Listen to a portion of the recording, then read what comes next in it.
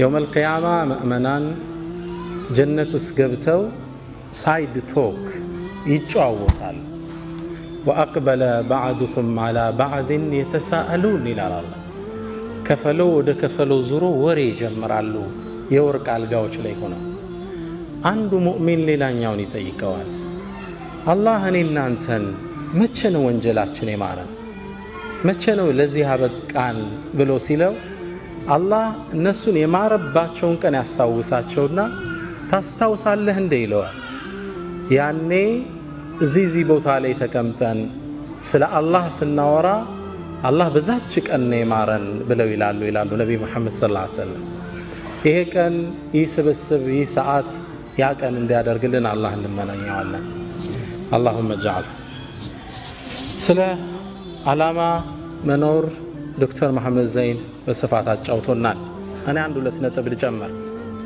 ርዕሱን በህይወት መንገድ ላይ ብየዋል ህይወትን ስንኖር ብንከተላቸው ስኬትን የሚሰጡን የህይወትን ጥፍጥና በደንብ እንድናጣጥም ያደርጉልናል አንድ 5-6 ምክሮችን አጋራቸዋለሁ أسأل الله التوفيق والإخلاص والسداد والصواب አንደኛው ያለ ዓላማ አትኑር አንድ አባት ተጠየቁ በህይወቱስ ትልቁ ሸክም ምንድነው ተባሉ አባት ሲመልሱ ምን አሉ ምንም ነገር አለመሸከም አሉ ኃላፊነት ሳትሸከም ሚና ሳይኖር ህይወት መግፋት ትልቁ ሸክም ህይወት ውስጥ ግብ ይኖራል አሳክተነው ምናልፍ አንድ ነገር ይኖራል ታሪክ ስናገላብጥ ምንታወስ አንድ ሰው ነው وكن رجلا إن أتوا بعده يقولون مر وهذا الأثر سوهن سوش كانت بوهلا سيمتا مر إيهو بزي الفوال ميلود سوهن وهذا الأثر فانا وهي دلني أقواكمو تهدو انستيتيوشن جنبتو تهدو مسجد ያስመረቀው መርከዝ ፋና ምድር ላይ ይታይ ዝምለ እንዳታልፍ ትናንት አብደላህ ወንድሜ ሲናገር ነጃሽን ከመሰረቱት ሰዎች ውስጥ ረሂመሁላህ ያለው አንድ ግለሰብ አለ ሰው ያልፋል ማለት አሻራ ሊኖረን ይገባል መሬት ላይ ቅድም ስለ ሱሃይብ ብን ሩሚ ዶክተር መሐመድ ነግሮናል ግማሹን ታሪክ ነው የነገረን ቁርአኑ ግን ተያይዞ የመጣ ሙሉ ታሪክ አለው አላህ ሱረቱል በቀራ ላይ አያይዞ የጠቀሰው ሁለት ታሪኮች አሉ ታሪኮቹን ልንገራችሁ ለራሳችሁ የትኛው ቦታ እንደምትመደቡ ምረጡ አንደኛው ግለሰብ በነብዩ ሰለላሁ ዐለይሂ ወሰለም ዘመን ወደ መዲና ገባ ረሱል የታለው አለ መስጂድ ነው ወደ ረሱል ሰለላሁ ዐለይሂ ወሰለም መጣ መስጂድ እንደገባ ለነብዩ መሐመድ ሰለላሁ ዐለይሂ ወሰለም ሰላዋት ያወረድ ኢንሻአላህ እንደገባም የአላህ መልእክተኛ እኔ በአላህ ምን አለው በርሶ ማምኛለሁ ውስጥ ያለን ኢማን አላህ ያቀብኛል ብሎ ተናገረ ከዛም ከመስጂዱ ወጥቶ እንደሄደ መዲና ዙሪያ የሚገኙ እርሻዎችን አቃጠላቸው እንስሶችን ገደላቸው በጣም የሚኮነን ስራን ሰራ አላህ ክስተቱን ያየው ነበርና ይህ መጥፎ ሞዴል የህይወት ግቡ የተዛባበትን ግለሰብ እንደ ሳምፕል አላህ ቁርአን ላይ ተቀሰለን ومن الناس አለ ከሰዎች ውስጥ አለ من يعجبك قوله في الحياة الدنيا በዱንያ ህይወቱ ላይ ንግግሩ የሚገርም የማይተገብረውን የሚያወራ ويشهد الله على ما في قلبه ደሞ ይድፍረቱ ውስጤ ኢማን አለ ያለ አላህን ያስመሰክራል እኔ ልንገር መሐመድ وهو ألد الخصام ድንበር ያለፈ ተከራካሪ وإذا تولى كانتم زر بلو سيهد يارغون لنجر سعى في الأرض مريت لي روتا ليفسد فيها مريت اللي بكل ويهلك الحرث والنسل زرننا عزرئت اللي أتفا يتنكساك كسسونو يسو بمطفو مدل الله تكسو قرآن لي كذاو سرا يايزو الله عند تاريخ اسكتل ግለሰቡ ቁረይሽ ውስጥ ቢኖር ሱሃይብ ብን ሩም የሚባል ወጣት በነብዩ ሰለላሁ ዐለይሂ ወሰለም አምኗል፣ ወዷቸዋል፣ ወደ እርሳቸው ለመሰደድ ጓጉቷል። ቁረይሾች ግን ሊለቁት ፈቃደኛ አይደሉም። አንድን አሳቻ ጊዜ መረጠና ወደ መዲና ስደት ሾልኮ ወጣ። ሲወጣ ግን ቁረይሾች ደረሱበት። ሄደን መያዝ አለብን ብለው ተሰልፈው ጦር አዘመቱበት ፈረሰኞችን። መንገድ ላይ እየሄደ እያለ ተከበበ። ሱሃይብ አሉት፣ ጅእተና ስዕሉከን፣ ደሃ ሁነ መጠህልን መካ ውስጥ ሀብትን አጠራቅመህ ወደ መሐመድ ትሄዳለህ እንዴ? ይህም አይታሰብም አሉት። ዱንያን እንደፈለጉ ተረዳ። እናንተ የቁረይሽ ሰዎች ሆይ ቀስተኛ መሆኔን ታቁኛላችሁ። ጀርባዬ ያሉ የቀስት ጦሮች እስኪያልቁ ድረስ እርስ አንድ ባንድ ገላችኋለሁ። መንገዴን ልቀቁ አላቸው። በጭራሽ አሉ። ገንዘብ ንብረት ይዘህ ልትኮበልል? ይሄም አይታሰብም። መጨረሻ ላይ ፍላጎታቸውን ስላወቀ በሉ እንግዳ ንብረቴ እዚህ ቦታ አለ፣ እሱም ብሰጣችሁ ታሳልፉኛላችሁ? ካንተማ ምን ሐጃ አለን አሉ። ቦታውን ነገራቸው። ቤቱን ንብረቱን ጥሎ ሱሃይብ ወደ ነብዩ መሐመድ ሰለላሁ ዐለይሂ ወሰለም አቀና። ረሱል ጋር ከመድረሱ በፊት አላህ ለረሱል መልእክት አውርዶ ነበር። የሰራውን ጀብድ ታላቅነቱን እሱን አስመልክቶ እስከ የውመል ቂያማ የሚነበብ ቁርአንን አላህ አወረደ። ወሚነ ናስ አላህ ከላይም ወሚነ ናስ ነው ያለው። ከሰዎች ውስጥ አለ ይላል እዛ።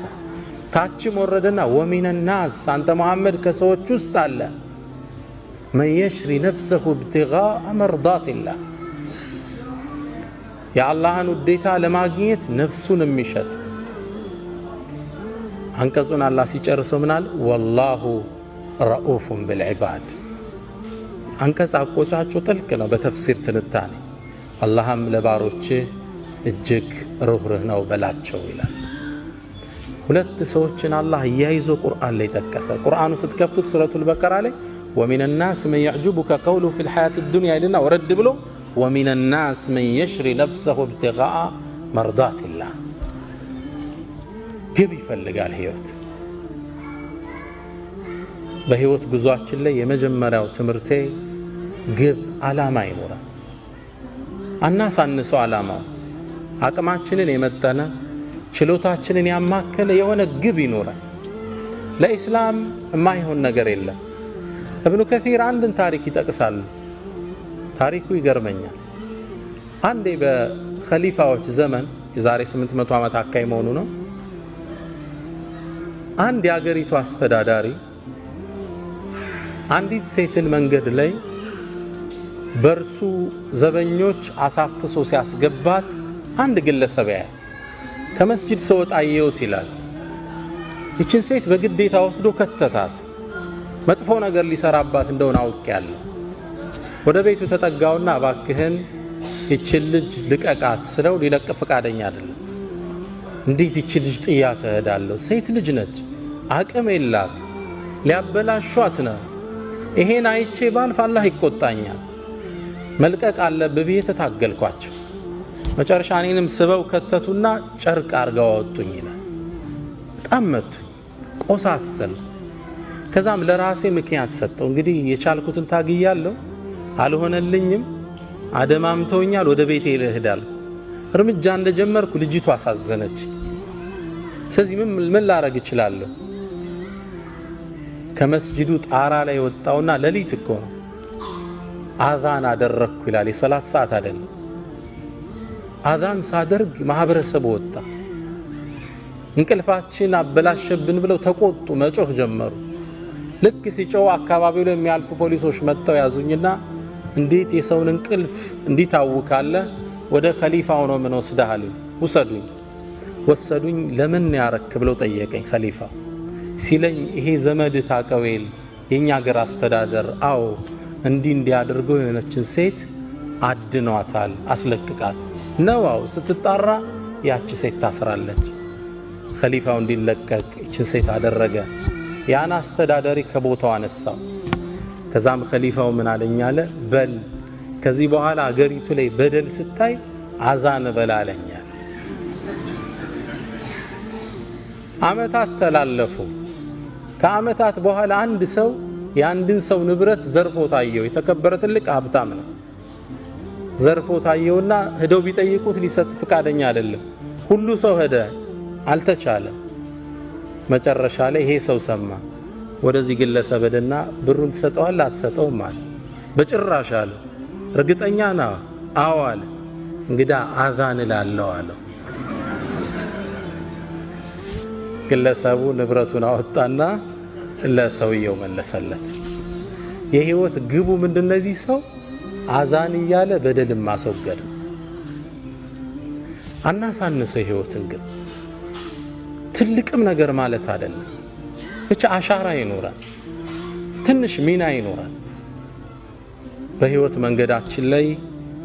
ዱ ሞስታ ፕላኔራ ብያለሁ በእናንተ ቋንቋ።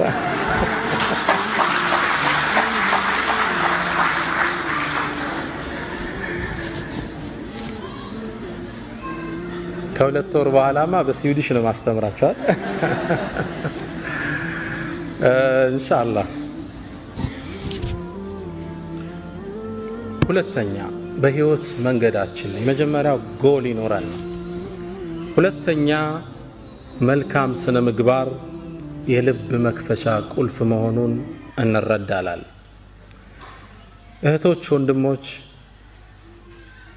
እናንተ የምትኖሩበት ሶሳይቲ ሙስሊም ያልበዛበት ማህበረሰብ ነው።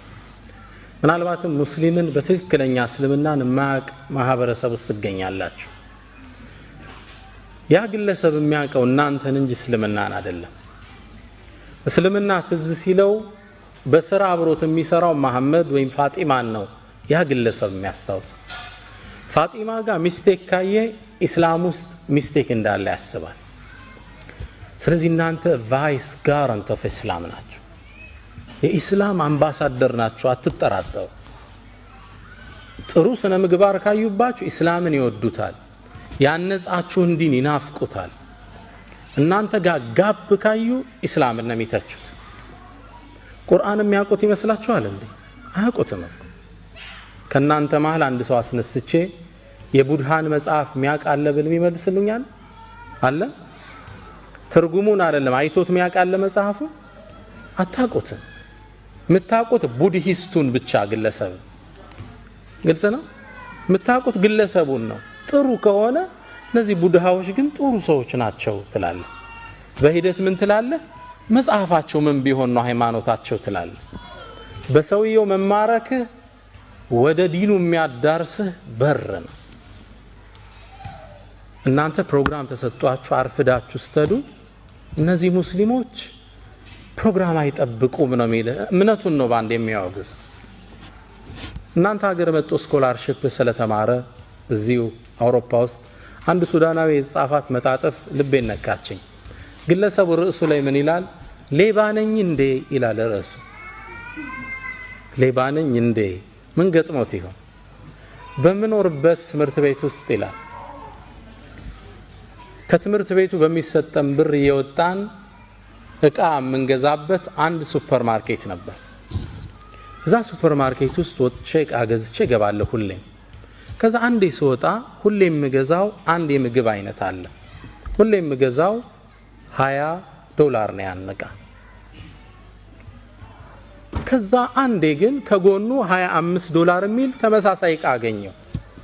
ከዛ በጣም ገረመኝና ለሱቁ ባለቤት ምን አልኳት? ይሄ እኮ ተመሳሳይ እቃ ነው አልኳት። አዎ አለችኝ። ታዲያ ለምን የተለያየ ዋጋ ሰጠሽው?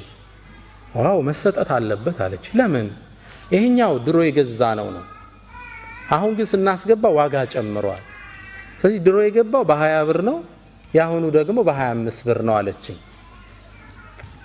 በእኛ በነጋዴ ቋንቋ አይሄድምና ታዲያ ለምን ዋጋው ስለጨመረ ሁለቱን 25 ማታረጋቸው አልኳት። ሎጂካል ነው አይደል? እሷ ጠጋለችና ወደ ጆሮዬ ሌባ ነህ እንዴ አለችኝ።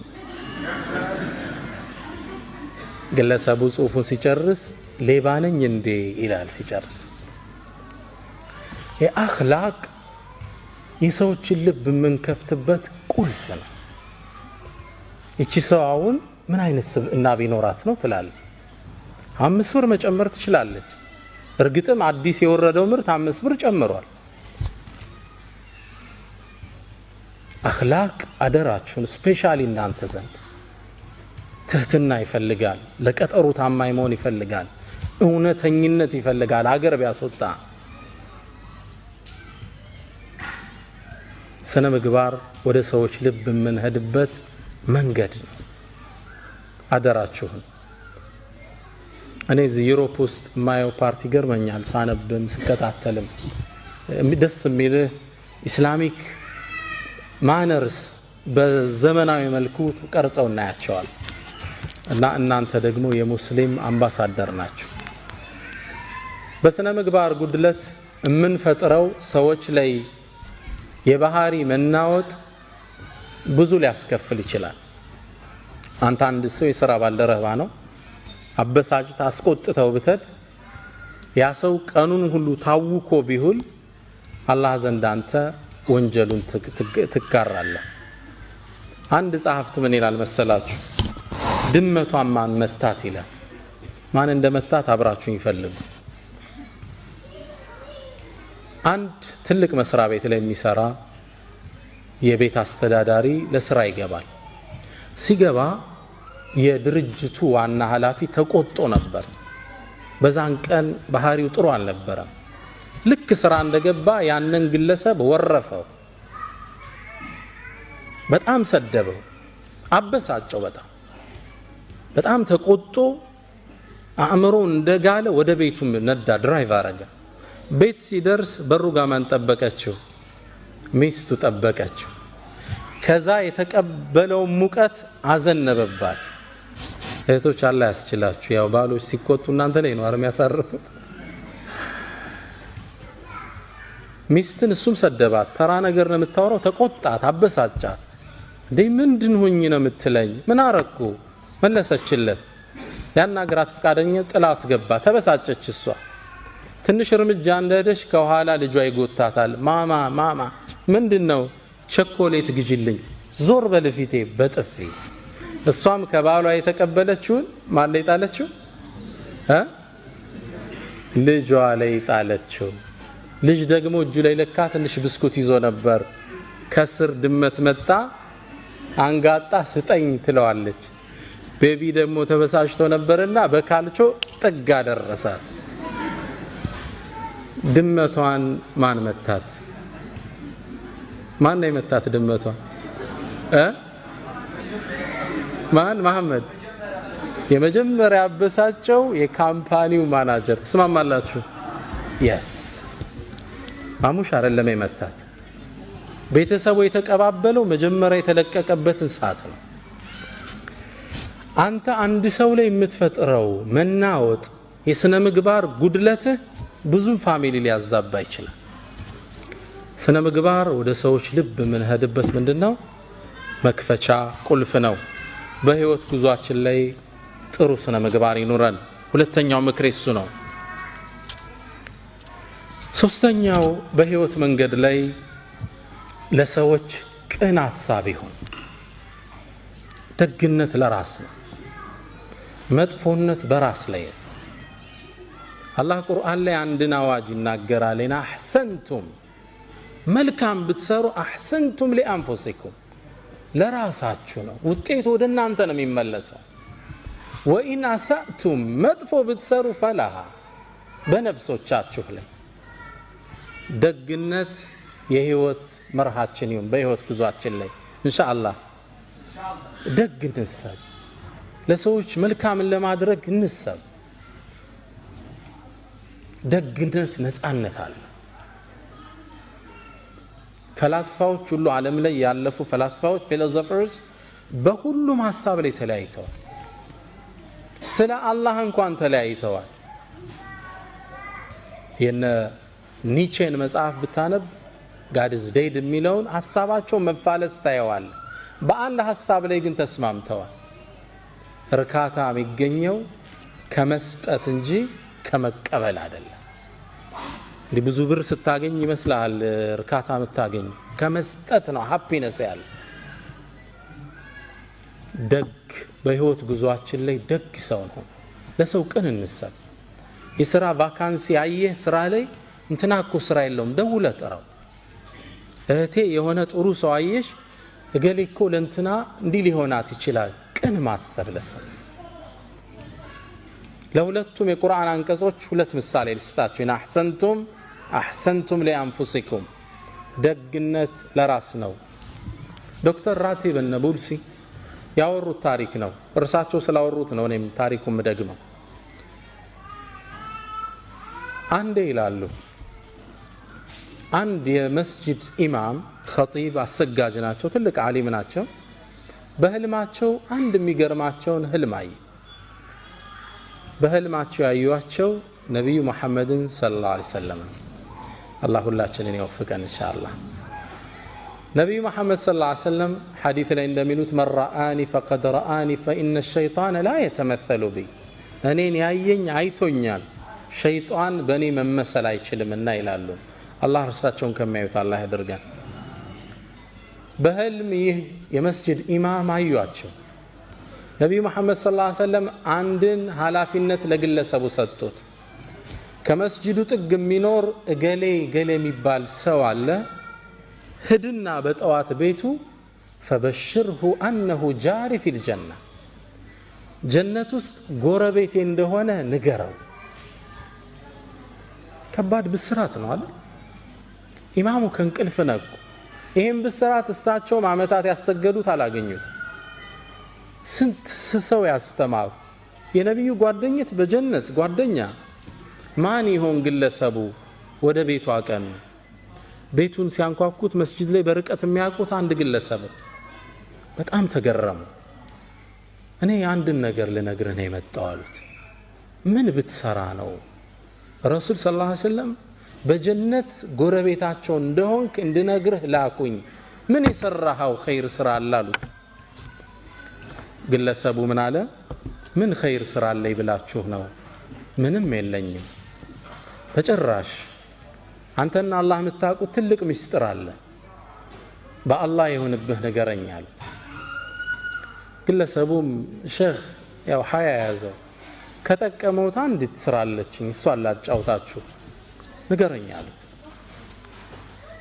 አንዲት እንግዲህ ሲኖር ለጋብቻ ወሰነና አንዲትን ወጣት ለጋብቻ ጫዋት ይላል ሳገባት ንጹህ ሴት ናት ብዬ ነው ነገር ግን ማላቀው ታሪክ ነበራት ልጅቱ ባገባዋት በአራት ወር ውስጥ ልጅቱ አጋጣሚ እርጉዝ ነች ያረገዘችው ከሌላ ነው አላህ ይጠብቃችሁ ኢንሻአላህ ግን ትዳር መስርታለች ምጥ መጣኛለች የት ነው ያረገሽው በጣም ፈራች አለቀሰች ተጸጸተች አፉ በለኛለች ግን ተበሳጭቻለሁ መጨረሻ ላይ ራሴን ሁለት አማራጭ ላይ ያገኘሁት አንድ እቺ በዝሙት ያረገዘች በጣም ማትረባ ተራሴት ብዬ ለቤተሰቦቿ መልሼ አካባቢው አይን ላፈር እንዲላት ማድረግ አንድ አማራጭ ሁለተኛ ደግሞ ተሳስታ ነው እቺ ልጅ ወጣት ነች እዚህ በህይወት የሆነ አጋጣሚ ተሳስታለች ተጸጽታበትም አለች ለተውበት ልገዛት ሁለት አማራጭ ራሴን አገኘሁት ነፍስያዬን ተጫንኩና ወደ ተውበት በመራት ይሻላታል ህይወቷን ከማበላሸው ብዬ ወሰንኩ ግን ልጅ ሊወለድ ነው ካገባት ገና 4 ወሩ ነው እንዴት አርጎ ያምልጥ ከዚህ ውስጥ መጨረሻ ልክ የወለደሽ ጊዜ ማንም እንዳያቃረብ እንደተወለደ ልጁን ህፃኑን ይዤው ወደ መስጂድ ሄድኳል ባለቤቱ መውለዱን ሰው ያውቅ ልክ ሰው ኢሻ ሶላት እንዳለ ሲገባ ውጪ ላይ በፎጣ ጠቅል ያስቀምጨው ሶላት ገባ ልጁ የውጩን ብርድ አልቻለምና እየሰገድን ማልቀስ ጀመረ በጣም ያለቅሳል ገና ለጋ ህፃን ልጅ በጣም ሲያለቅስ ሰው ሶላት እስኪያሰላምት ቸኩሏል እንዳሰላመተ ሩጦ ሲወጣ ህፃን ልጅ ተጠቅልሎ ፎጣ ያለቅሳል ማን ነው ጥሎብን የሄደ መራገም ጀመረ ከዛ መሃል ብቅ አልኩና ይሄን ልጅ ወስዶ ሊያሳድገው መሃላችሁ ሚችል ሰው አለ አልኳቸው ይሄ ልጆቻችንም አልቻልነ ደሞ ገና ሚጠባ ህፃን ልጅ እንውሰድ እንዴ ምን ነካ አንተ ከዛ ቀበል አደረኩና ማህበረሰቡ እየሰማኝ እኔ ታቃላችሁ ባለቤቴ አሁን ያገባዋት ልጅ የለኝም የቤተሰብ ጫና ስለሌለብኝ ይሄን ልጅ ወስጄ አሳድገዋለሁ አላቸው። ግልጽ ነው። ትልቅ ኢማን ይጠይቃል። ከባድ ነው። ሕፃኑን ተሸከመና ወደ ቤቱ ይዞት ተመለሰ። የአካባቢው ማህበረሰብ የሚያውቀው ምን ብሎ ነው? ወድቆ የተገኘ ልጅ ያሳደገ ደግ ሰው ብሎ ያውቀዋል። ልጅቱን አስተውብቶ ዳግም አገባት። ይህን ኸይር ስራውን አላህ ተቀብሏልና በነቢዩ መሐመድ ሰለላሁ ዐለይሂ ወሰለም መልእክቱ እንዲደርሰው አደረገ። ኢን አሕሰንቱም ሊአንፉሲኩም፣ ደግነት ወዳጆች ለራስ ነው፣ እርካታ አለው፣ ቀጣዩ ዓለም ሽልማት አለው። መጥፎነት ደግሞ በራስ ላይ። የሰው ልጅ በሰው ላይ መጥፎ አይሰራም፣ አይምሰላችሁ፣ ራስ ላይ ነው የምትሰራው። የአናጺው የመጨረሻ ቤት የምትባል ታሪክ አለች። እሷን ላጫውታችሁ። ግለሰቡ አናጺ ነው። በርካታ ቤቶችን ሰርቷል። በተለይ ደግሞ አመታት አብሯቸው የሰራቸው አንድ ትልቅ ባለሀብት የሪል ስቴት ባለቤት አለ። ግለሰቡ ብዙ ቤት እንዲሰራላቸው አድርገውታል። እሱ ነው ጣውላዎቹን፣ ወለሎቹን የሚያነጥፈው፣ ፐርኬውን፣ ጣራውን ሁሉንም የሚሰራ እሱ ነው። ኪችኑን ሁሉ የሚሰራ እሱ ነው። በርካታ ቤት ሰራላቸው። ታዲያ አንዴ ስራ በጣም ስለሰለቸው መልቀቂያ ወረቀት ወደ ድርጅቱ አስገባ። ድርጅቱ ውስጥ ወረቀቱን ሲያስገባ የድርጅቱ ባለቤት ወረቀቱን ሲያዩት የሥራ መልቀቂያ ወረቀት ነው። ይህ ሰው ስራ ሊለቅባቸው ነው። በጣም ጥሩ ጓደኛቸው ነበር። አመታት አግዟቸዋል። ከዛም ምን አሉት?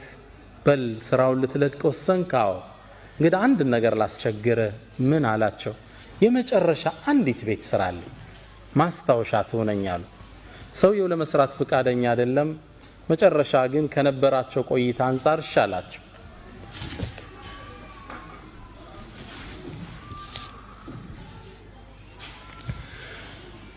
ቤቱን ለመስራት ወሰነ። ለመስራት ግን ፍላጎት አልነበረው። መጨረሻ ላይ ቤቱን ከመስራቱ በፊት እቃዎቹ ቀረቡለት። ይህን ስራ በጥራት ብሰራው አይሸልሙም፣ ባልሰራውም ስራ እየለቀኩ ነው፣ ምን ገደደኝ ብሎ ወሰነ። ከዛም ቤቱን እንደነገሩ የመጨረሻ ቤት ስለሆነ ጠገንገን አድርጎ በማይረባ እቃ ጥራት በሌለው አሰራር ቤቱን ሰራው። የግለሰብ አይደለም ቤት ኪችን መሆን የማይችል ቤት ሰርቶ ለሰውየው ቁልፉን ወሰደላቸው። ሰውየው ደግሞ ቁልፉን እንደተቀበሉ ወዳጄ ወይ ያሉት ዙረው፣ ይህም ቤት ስራልኝ ያልኩ ለኔ አልነበረም፣ አመታት ከኔ ጋር ሰርተሃል፣ ለአንተ ማስታወሻ እንዲሆን እፈልጋለሁ። ወኢን አሳእቱም ፈለሃ። ይህ ቋሚ ህግ ነው፣ እንዳትጠራጠሩ። ደግነት ለራስ ደግ እንሁን። ደግ ከመሆን የሰው ልጅ ምን ይከስፋል?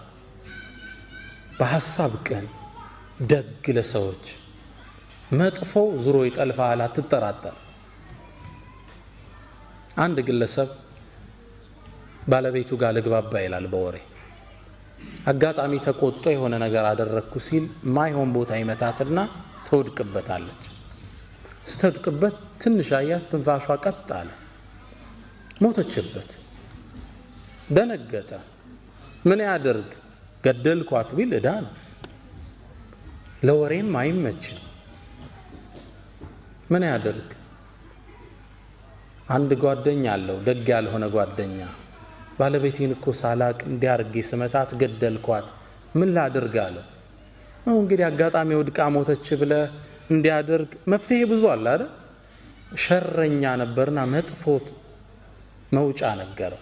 አይ የምታረገውን አንድ አቋራጭ መንገድ ልስጥህ አለው። አንድ ወጣት፣ ቆንጆ ወጣት ሲያልፍ ያዘውና እሱን ገደለውና ላይዋ ላይ ጣለው። ከዛም ዚና ስትሰራ አገኘዋት፣ ተበሳጨች፣ ሁለቱንም ገደልኩ ብትል ይሻላል አለ። ግለሰቡ መውጫ መሰለውና አው አሻራዬም ይኖር ይሆናል እሷ ላይ መመርመሩ ስለማይቀር እንደገደልኩ ይታወቃል፣ አሁን የሰጠኝ መውጫ ቆንጆ መውጫ ነው አለ። በሩጋ ሆኖ ይጠብቃል አንድ ለግላጋ ቆንጆ ወጣት